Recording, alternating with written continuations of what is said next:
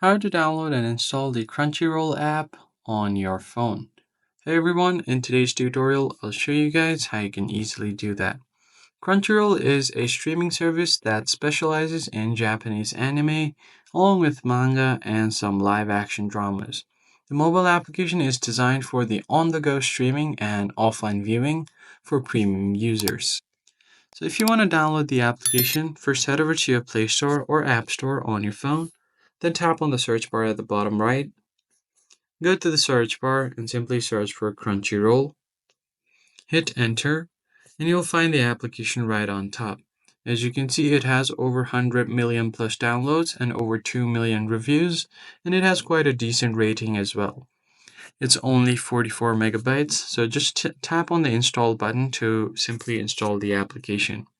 Some of its key features are you can stream animes, you can simulcast episodes free with ads, then you could also have offline viewing.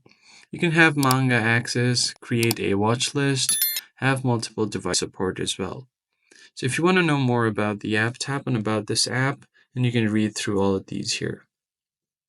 So that's how you basically install the application. Now you could just open it up, log into your account, and enjoy your favorite shows and animes.